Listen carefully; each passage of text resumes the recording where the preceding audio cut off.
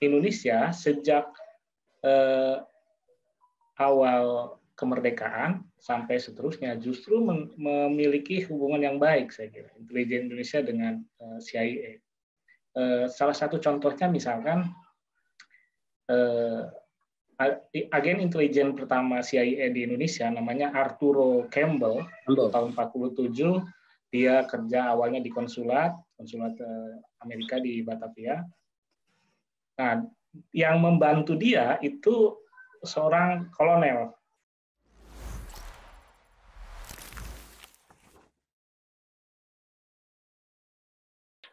Menarik sekali. Jadi tadi yang disampaikan Pak Edu betul. Jadi waktu awal-awal Orde Baru ini menarik. Hubungan kita dekat dengan Blok Barat, dengan Amerika juga. Bahkan ketika awal misi pengeboman Vietnam Utara, itu kan Amerika menggunakan pangkalan di Thailand.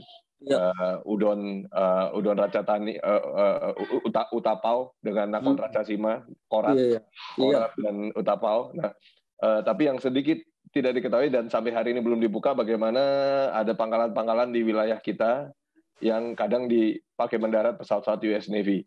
Itu tidak diceritakan itu.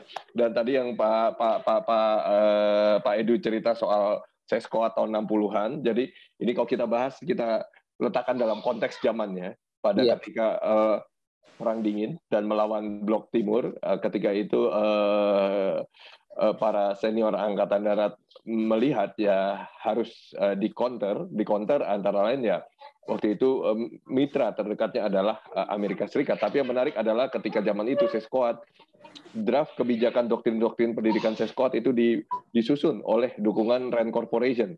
Yang kalau kita lihat dengan tokohnya Poker ya dan ada Letkol Suwarto. Ya, dan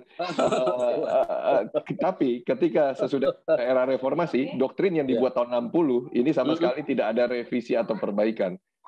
Padahal itu cara membentuk pola pandang dan kebijakan yang didasari pada zaman Perang Dingin. Itu terjadi tahun 1960 tahun silam, digunakan untuk mendidik perwira-perwira muda hari ini dengan cara berpikir 60 tahun silam. Ini kan akan jadi persoalan. Tadi juga ada pertanyaan dari saudara Rahman Ardianto, bagaimana peran Indonesia membantu sharing soal rudal SA-2. Ya, betul. Dan mungkin kalau ada kesempatan para audiens, monumennya salah satunya ada di monumen di Museum Mandala. Halim Perdana Kusuma juga ada Pak baru. Oke, betul. Di dekat di dalam kompleks militernya. Itu menarik. Jadi betul. Buat saya sih tidak masalah, politik itu dinamis dan kerjasama selalu terjadi apapun bentuknya, apalagi nature-nya intelijen itu secara umum ya komunikasi dan berteman. Jadi musuh pun harus ditemani kalau dalam dunia intelijen. Tapi persoalannya kalau kita belajar dari pengalaman Thailand dan Indonesia pada periode yang sama maupun Singapura, Thailand semasa Perang Vietnam banyak membantu diam-diam, tapi benefitnya bisa dirasakan rakyat Thailand hari ini, yaitu jalan raya di Thailand, dari utara sampai perbatasan Malaysia, jalan rayanya seperti jalan tol Jagorawi. Itu sangat menguntungkan buat petani Thailand.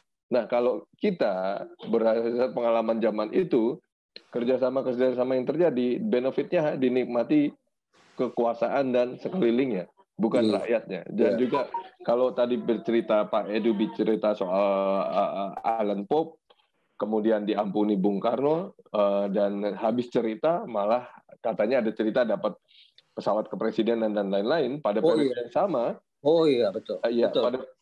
Pada periode yang sama, Lee Kuan Yew ada agen CIA tertangkap di Singapura. Lee Kuan Yew ditawari uang, Lee Kuan Yew tidak mau, dan akhirnya pemerintah Amerika minta maaf secara resmi ke Singapura. Dan kalau itu diuangkan, nilainya beberapa ratus juta dolar hari ini. Dan itu jadi salah satu kebanggaan Singapura bahwa presiden kami, pemimpin kami waktu itu memilih menolak untuk berhengki-pengki. Dan sampai negara besar Amerika Serikat minta formally apologize. Gitu. Tapi itu menarik. Bagaimana kita bisa belajar dari sejarah, termasuk Bapak tadi kan alumni di Hawaii. Tahun 96 Presiden Clinton formally dan Kongres juga minta maaf kepada rakyat Hawaii. Di Hawaii. Itu maksudnya belajar dari sejarah. Betul. dan tidak tertutup untuk apa yang kita lihat ini kurang di masa lalu kita berani buka. Dan jadi itulah bahwa dunia intelijen, dunia telik sandi ini dinamis. Nah, ini ada pertanyaan berikut untuk Bung Henry, ini menarik. Yang nanya Ibu Rengsina Lubis. Nah, sesudah intervensi CIA, apakah diketahui pemerintah, TNI, atau intelijen Indonesia, apakah negara-negara berkembang memang powerless dalam mengendalikan politik keamanan dalam negeri sehingga harus sesuai dengan tatanan yang disusun oleh Amerika Serikat? Ini untuk Pak Edu juga. Dan yang kedua, khusus untuk penulis, setelah buku ini apakah akan menulis seputar operasi intelijen KGB, mungkin sekarang sudah ganti ya, GRU ya, Mossad di Indonesia, atau konflik rebutan kepentingan antara CIA, KGB, MSS, dan Mossad di Indonesia. Ibu Rengsina Lubis, silakan Bapak-Bapak. Oke, kalau gitu saya sedikit ya Mas Iwan ya. Silakan Pak Edu. Baik, terima kasih. Ini pertanyaan yang bagus dan ideal sekali dari Ibu. Ibu siapa tadi Mas Iwan? Bu Rengsina Lubis. Oh, Bu Lubis ya. Bu Lubis ya. Ini pertanyaan yang memang seharusnya kita renungkan begitu ya. Mau terus-terusan begini. Ya, sistem struktur dunia, konstelasi dunia dikuasai oleh segelintir negara ya. Yang mengacak-ngacak, yang menetapkan maunya mereka sendiri ya. Misalnya saja Dewan Keamanan PBB begitu kan, ada Dewan Keamanan ya yang anggota tetap itu kan punya veto itu ya. Puluhan negara, ratusan negara punya pendapat tertentu, di veto sama satu ya selesai udah ya. Selesai udah ya. Bung Karno sudah lama ini menyadari ini. Kalau kita renungkan Bung Karno ya, pendiri bapak bangsa kita ini luar biasa ya. Tahun 60 kan dia sudah berpidato di forum PBB to build the world anew ya. Waduh, orang kaget itu, apa-apaan ini ya, keluar dari PBB bikin Konevo ya, bikin Ganevo ya, yang memang dilihat Bung Karno sebagai instrumen-instrumen gitu ya untuk menguasai dunia semau-maunya negara-negara besar itu ya. Tapi dalam reality kemudian gugur semua dan Bung Karno sendiri akhirnya lengser ya dan tumbang. Itu memang realitasnya begitu ya. Memang harus kuat-kuatan akhirnya begitu ya, kuat-kuatan. Karena selain ada otak juga ada otot ya Mas Henry ya, Mas Iwan ya. Nah, sistem dunia struktur ini yang memang ya, kesadaran itu tentu penting terus ya diingat-ingat ya. Di dalam era sekarang kesewenang-wenangan itu makin terasa ya. Kita sudah lama mendengar ya. Bahkan kalau perlu ya kita para hadirin semua ingat ya. Kalau perlu pun ketua sekretaris PBB ya, Dag Hammarskjöld waktu itu ya Mas Iwan ya, dibunuh ya. Karena tidak sejalan dengan strateginya Alan Dulles sebagai bos CIA pada waktu itu ya. Bukti-bukti sudah memperlihatkan bukan kecelakaan pesawat biasa itu, jatuhnya pesawat Dag Hammarskjöld di Kongo gitu ya. Nah, lalu Patrice Lumumba yang juga ingin membebaskan rakyat Kongo, selesai semua ya, dan itu semua satu persatu ya. Itu yang saya katakan. Sedikit mengenai, memang saya tadi hanya menyebut ketika Alan Pope dibebaskan, pertukarannya tidak terbatas pada pesawat Hercules C-130 dan Jakarta Bypass. Mas Iwan betul, ya. Ada pesawat presidenan, ya, juga buatan Lockheed, satu pabrik dengan Hercules, ya. C-140 Jetstar, ya. Mesin 4. Ya. Kalau nggak salah beberapa tahun yang lampau bangkainya masih ada tuh di Halim, Mas Iwan. Ya, Sabta Marga sama Pancasila. Trisakti ya? Enggak, Pak? Enggak tahu tuh. Ada di 2 atau 3 tuh. Di Jogja, satu di Jogja. Museum Jogja betul, ya. Pancasila betul. Itu hebat itu, semacam bisnis jet waktu itu ya. Itu wah keren itu ya. Lalu helikopter kepresidenan, Sikorsky punya itu. S-61 ya. Itu Kennedy yang ngasih hadiah tuh. Jadi betul itu ya. Jadi dimanjakan lah waktu itu. Tapi Kennedy harus hilang juga. Ya. November 63 Kennedy hilang dan Bung Karno ya punya intuisi itu. Kalau kita baca dia dibunuh kata Bung Karno. Strategi itu tuntas setelah selesai, tinggal Bung Karno. Baik, terima kasih Pak Edu, ini nimpalin lagi nih, ini menarik karena tadi Bapak bicara soal nasibnya JFK dan Bung Karno memang, dan di awal tadi soal pesawat yang membawa delegasi Tiongkok dibom itu. Ini kalau dari kacamata intelijen memang dan keamanan memang tidak ada yang kebetulan, karena sesudah konferensi Asia Afrika di Bandung tahun 56 kan langsung Nasir digoyang dengan krisis Suez. Jadi kita lihat 4 orang tokoh dunia yang pengen membuat dunia lebih adil. Bung Karno, Nehru, Chou En-lai, Nasir, semua dikerjain oleh kekuatan lama. Jadi dan kalau bicara situasi hari ini juga ada pertanyaan menarik. Kalau sesudah kesehatan, apa poin yang menjadi kepentingan operasi Amerika, kesehatan, ekonomi, politik. Kalau kita lihat tadi pembicaraan tadi bahwa dulu ada perebutan soal rempah, perebutan soal minyak gas, perebutan soal resource. Kalau kita cermati terakhir kan mungkin soal teknologi 5G dan 6G ini akan merubah dunia dan harus tetap di tangan kekuasaan lama kan. Ini makanya jadi sensitif soal perang dagang dan lain-lain. Mungkin gimana tuh? Silakan Pak Bung Henry, Pak Edward, dari Bung Eko Susilo. Monggo Mas Henry. Ya, saya mundur tadi ke Ibu Rengsina. Ya, tadi Pak Edu sudah menjelaskan mengenai kenapa negara-negara yang baru merdeka kemudian begitu mudah misalkan diintervensi.